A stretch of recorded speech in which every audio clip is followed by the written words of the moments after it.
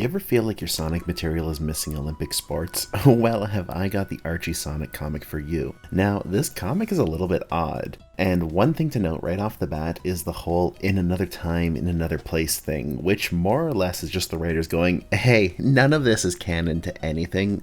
So with that out of the way, we can get started. Tails is worrying about Sonic, but just as he does, Sonic rushes in and actually seems a little bit confused for a moment before touching a banner reading USA on it for some reason. He's still a little bit out of it as he talks about earning gold rings instead of gold medals, and honestly, this is never touched upon again, so I don't really get why Sonic is confused at all here. We'd learned that Eggman has gone undercover as an Olympic ref, and that the Olympic Games are a trap that he has set up to capture Sonic and friends, which is pretty wild to think about the fact that I guess he invented the Olympics in this world just to capture Sonic, which is something. Now, he would start with the Chaotix, who are for some reason rowing themselves to the Olympic Island. Unfortunately, their boat would end up just eating them, and then Knuckles would get his arms tied up in the hammer throw. Silver would get blown up, and Big the Cat would just stare headfirst into a sleeping gas bomb because, you know, he's big. Then we'd cut to Amy, Blaze, and Rouge, who, with the exception of Amy, are all wearing modified outfits for the Olympics. I actually really love these sporty outfits, and I wish that Amy got one as well, but,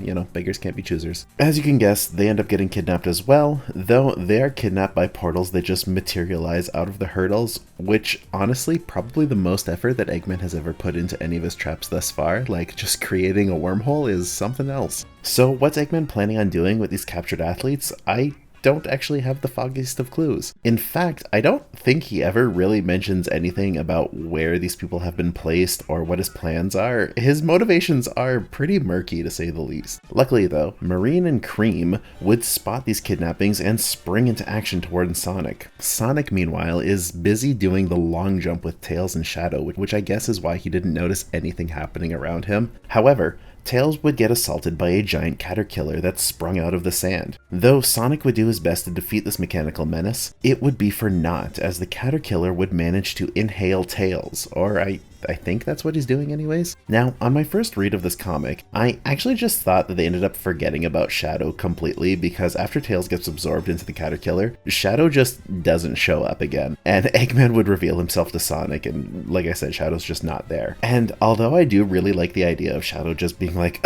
okay, I'm done with this, and leaving after seeing a giant bot, in actuality, there's a really tiny little glimpse of him getting sucked up by the robot after Tails, which I guess I just totally missed, and I thought I would throw in here. So with everyone captured, Eggman challenges Sonic to a myriad of Olympic sports. But due to a convenient excuse, Metal Sonic would compete instead of Eggman. The two would compete in a whole montage of sports, and honestly, it's actually a lot of fun watching this montage take place. We get to see all kinds of short panels depicting different sports. My personal favorites have got to be Sonic overlooking the water, and just how shockingly well Metal Sonic handles ribbon dancing. Finally though, they're left to one last event, the 100-meter dash, and how does Sonic pull through? I actually am completely shocked at how this happens. He gets his power from the USA Olympic poster from the start of the comic. I don't get it either, but I guess in this other reality, Chaos Emeralds and rings aren't a thing, and instead, we get our power from the US of A, baby. So Sonic somehow gains extra power from this, and he ends up beating Metal Sonic. At the end of the track is a capsule holding all of his friends, and so Sonic is victorious. I don't totally know how his friends ended up in the capsule, I don't know when the capsule was installed here, but it's here, and everyone is saved. We don't really get anything else after this, and the comic is just over. We would never get to visit the Olympic universe again, which is a real shame because, like, this is weird, and it's weird to the point where I want to learn more. Like, why is the US Olympics a thing?